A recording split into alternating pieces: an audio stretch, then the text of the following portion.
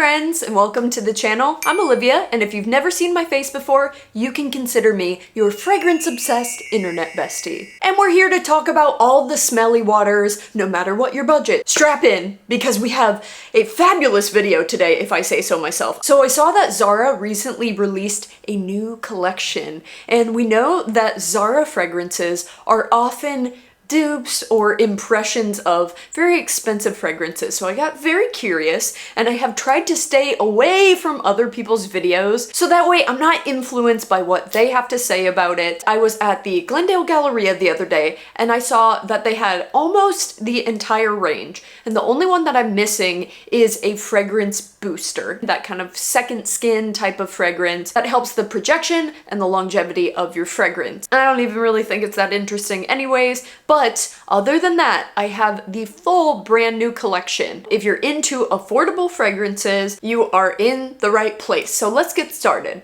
So first off, here's what the bottles look like. They are 30 ml and they retail for $17.90 US dollar. They're cute, they're simple, they're glass with a kind of flimsy, you know, what do you expect? This is less than $20. And in this collection, they have different subsections. So they have gourmands, they have fresh, they have floral, and they have 2 per each. So they hit us with 8 new fragrances minus the fragrance booster. And if I can get my hands on it, I will review it for you guys in a future video. If you have tried it, let us know down below what you thought of it. So let's start off today with the first one I have here, and this is called By Love. So this is going to be the first in the Woods collection. And the only notes that they have listed for this is rose, patchouli, and sandalwood. And I feel like that is incredibly misleading for what this actually smells like. I don't really pick up on a strong rose. It's not like a vintage rose or a rose water or even like a modern interpretation of rose that are like candied and sweet and like a pink rose. Whew, this one,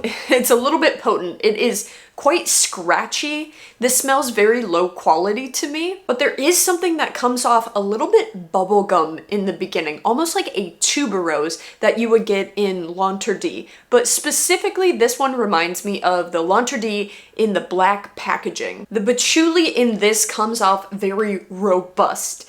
It is a bit sharp and scratchy and almost reads a little bit spicy. So this is a floral bomb. I don't really agree that this is a wood category. To me, this is shouting floral, floral, floral. It's heavy, it's robust. It kind of reminds me of something that you would get in the 80s and the 90s, that really rounded scent profile that a lot of us are not really into these days. There is definitely a sweetness, like I said, from that kind of bubblegummy thing going on. I feel like the word to describe this scent is brash. It is very brash. So this one, I will say, I have not tried it on my skin yet, so perhaps when it's on the skin it will smell a little bit different than it does on the paper. It always does. So maybe it'll perform a little bit better. Which brings up one thing that I noticed. I did a little short review over on Instagram and on TikTok.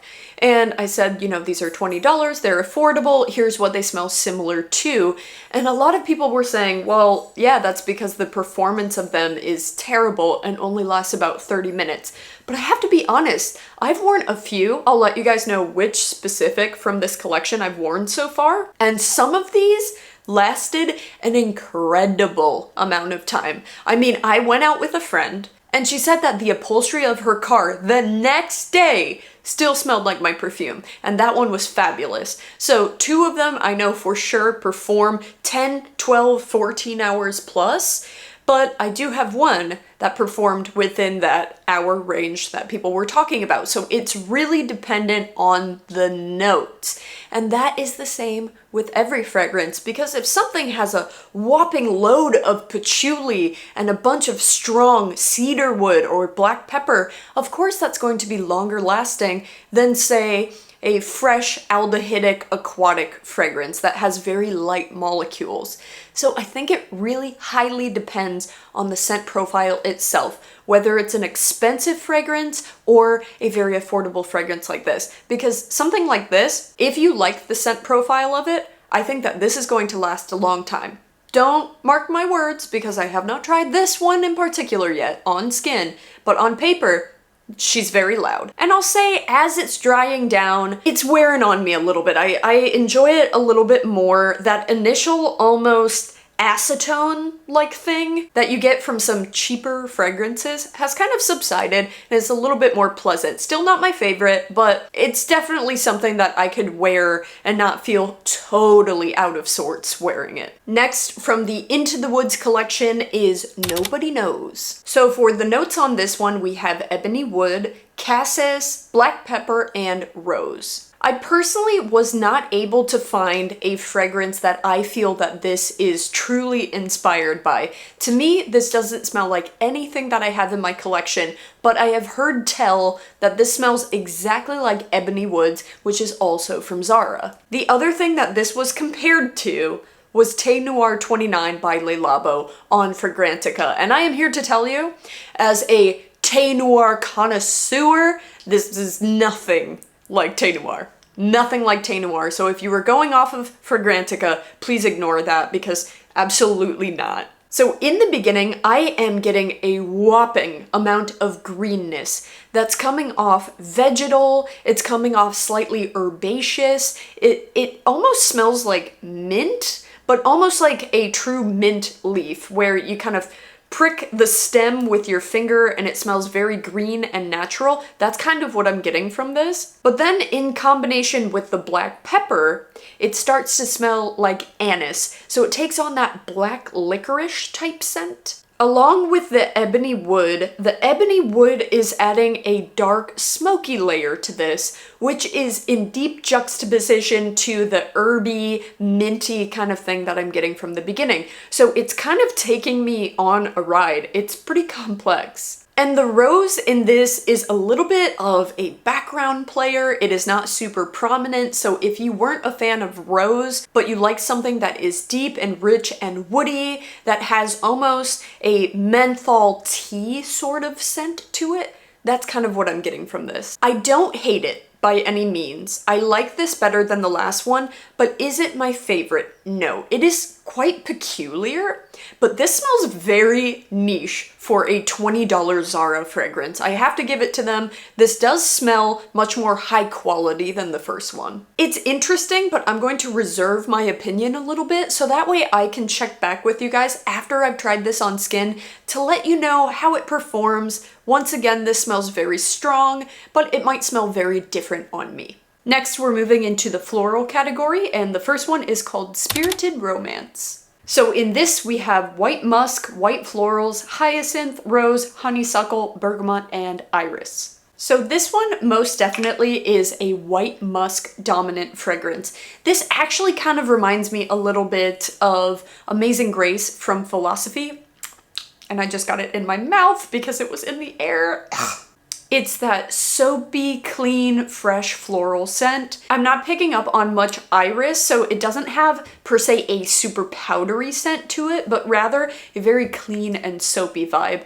And this actually smells exactly like Nivea body cream. The classic Nivea body cream in the dark blue tub, that's what this smells like. It also slightly reminds me of something from Clean, their classic version. I don't know if this is After the Rain that it's reminding me of, but something along those lines. Very fresh, very white musk, and the white musk in this kind of reminds me of those clean and fresh scents that you got in the 90s. This smells like a bubble bath, a floral bubble bath at that. I think it's pleasant. I think it's a little bit uninspired, but I could definitely see where this would be appropriate if you were just going into work and you worked in an enclosed space and you don't really want to smell like perfume, or if you were running errands, or if you were going to the gym, something like that. I don't think, although this has a lot of florals, that it necessarily comes off as mature. I think anybody of any age could wear this, but it definitely leans more on the feminine side.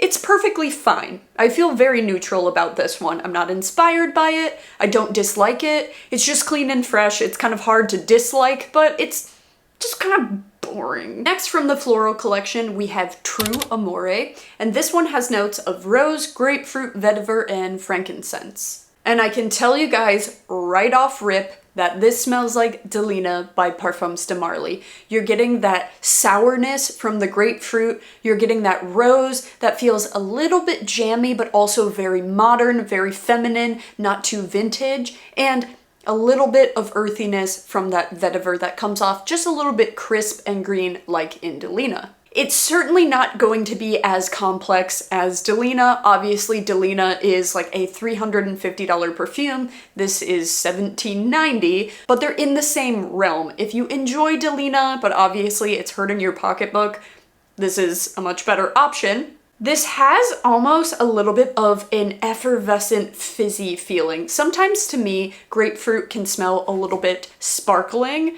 Maybe it's because it's very tangy and it's giving me that sensation. So it's tart and sour, it's rosy but modern, and has a little bit of a crisp greenness to it. And this is the one that I wore when I went to visit my friend the other day, and I got a lot of compliments on this. A lot of people were like, wow, you smell fantastic.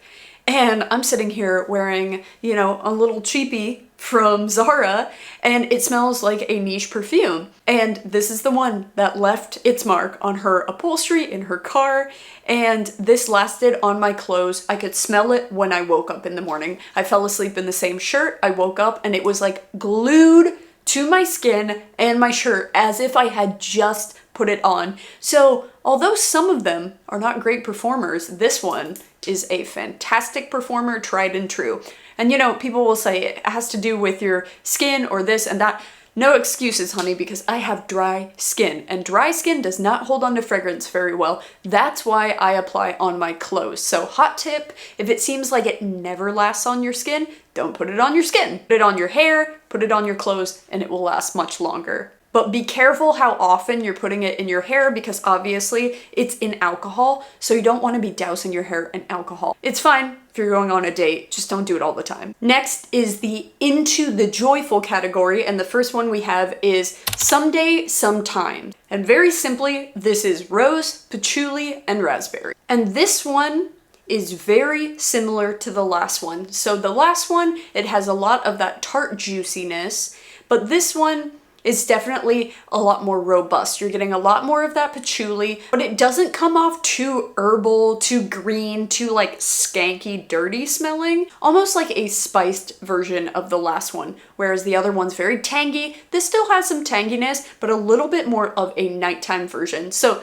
you can imagine that the first one smells like Delina or Delina La Rosée, and this one smells a bit more like Delina Exclusive. I find this one to have a little bit more character than the last one, but you have to be ready for this being a lot more of a fall-winter version. So if you like Delina, you like that tangy rose, but you want something that's a little bit more winter-fall appropriate, I would go with Someday Sometimes. And then if you're looking for spring-summer, I would go with True Amore. Sorry, I just got these, so I have to look at the names. But yes, these are two very similar fragrances. This one is just a lot more green, a little bit more spicy. So they are both Delina family adjacent. Next, in the Into the Joyful category, we have Les Yeux Passants, and this has notes of bergamot, tonka bean, ginger, musk, and amber. So right in the beginning, you are getting a juicy blast of bergamot.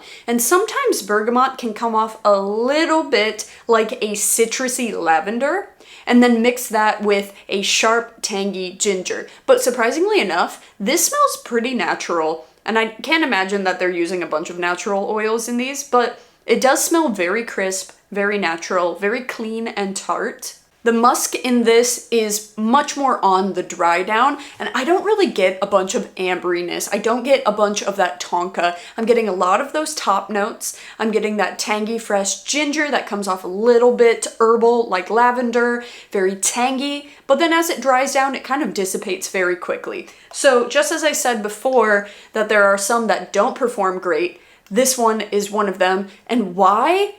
It's because those notes are lighter. Ginger, citrus, of course they're going to fade very quickly. This to me is slightly reminiscent of Ingenious Ginger by Goldfield and Banks. It's very refreshing. It would be great for a hot day. The performance isn't really there, but even on an expensive fragrance like Ingenious Ginger, I don't feel like the performance is there either. That one I had a little decant of, I finished, and I didn't purchase a full-size bottle because the performance of it wasn't great. If I wanted a long-lasting ginger fragrance, I would use the one from Eccentric Molecules. It's Molecule 01 and Ginger. That one is the longest lasting ginger fragrance that I have tried. This leans a little bit more masculine to me, but this is fully a unisex scent. I think it's because of that bergamot having a little bit of an herbal touch. It's reminiscent of some like aftershave or men's cologne. I like it, but as I am like inhaling the sharpness of the ginger very close to my face, it's kind of making me a little nauseous, which when I wore this the other day, it did not whatsoever. So just so you know, if you're sitting there, huffing fragrances, of course, they're gonna make you sick after a while. That should be a no-brainer. And the last category is into the Gourmand, and I know that Gourmands are very popular, so I'm sure you've all been waiting for this one right here. This is called Velvet Shadow, and the notes in this one are marshmallow, bergamot, mandarin orange, and jasmine. And spoiler alert, this is very much reminiscent of Kilian's Love Don't Be Shy or Oriana by Parfums de Marly. Now I say or because personally, I find those fragrances to be so interchangeable. A lot of people will argue with me, oh, they don't smell alike. They absolutely do. It's a white floral with a sweet marshmallowy base with some citrus in the opening. They smell so incredibly similar, and you would not necessitate both at that price point.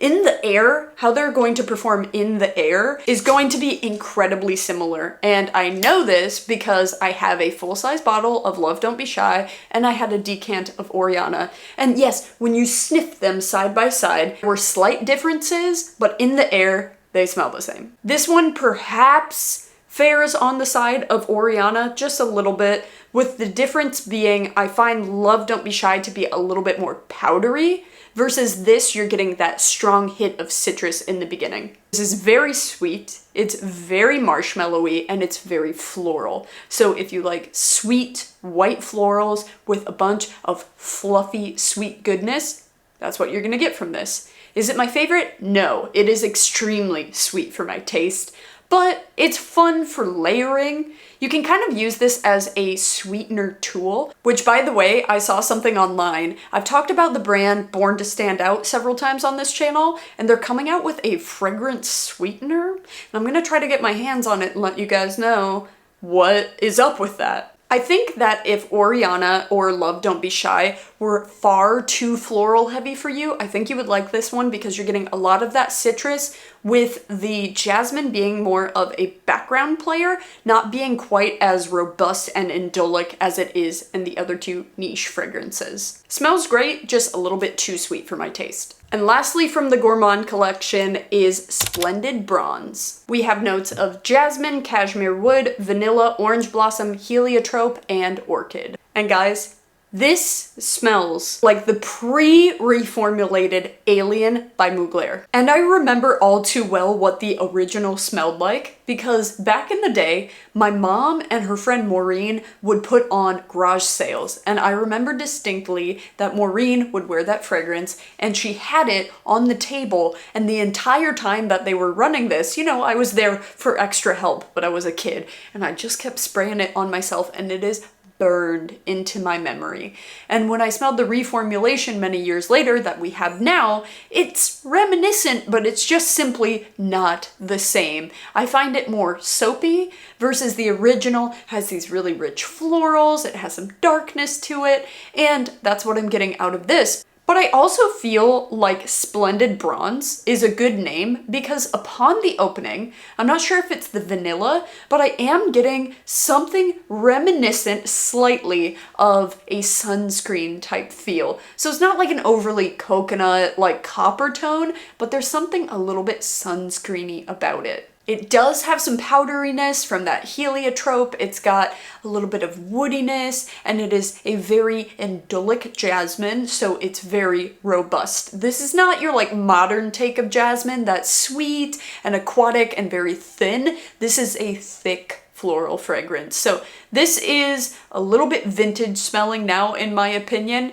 Isn't my favorite thing? No, but does it give a great nostalgia? Yes, and the performance of this one is fantastic. This is one that I have tried, and it was another one that I was blown away by because I put this on for work, right? So I probably put it around 9, and I sprayed a little bit more at the end of the day. And when I woke up the next day, when I went to grab my laundry off the floor, it was just radiating this scent.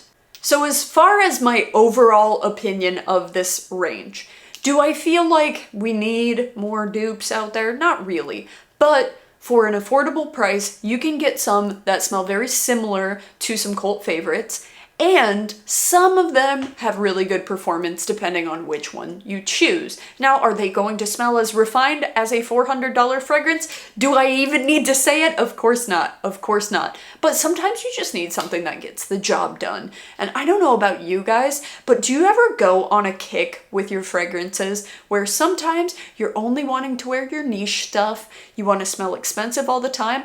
I'm kind of on the downward slope of that, where I kind of want to wear my cheapies all the time right now. So if you're interested in some more affordable videos, let me know down below specifically what kind of videos would you guys like to see. Because at the end of the day, I'm not doing this for my health, I'm doing this for you guys. So I would love to hear if you have any video requests, just drop me a little line down below. These are the only Zara fragrances that I have in my collection, and I'm honestly pretty impressed, so I think I'm gonna pick up some more. I don't know which ones to choose, so if you guys have some and they're your tried, tested, and true fragrances, let me know which ones you love and which ones I should avoid, and I'm gonna get them anyways, and we can roast them together. Just as a reminder, I post every Saturday 10 a.m. PST, and if you're not already subscribed, I would love to see you next week, so make sure you hit that bell to be notified of all of my future uploads. And if you're already subscribed, you are a real one. I appreciate you guys so much. I love the conversations. I love the messages you guys send me on Instagram, even if we're talking about dogs or babies or something completely unrelated, because I go crazy in my Instagram stories. That's where you get to see a little bit more of my real life. So if you don't have me over there, go ahead and add me. And until next Saturday, take care of yourselves, my friends.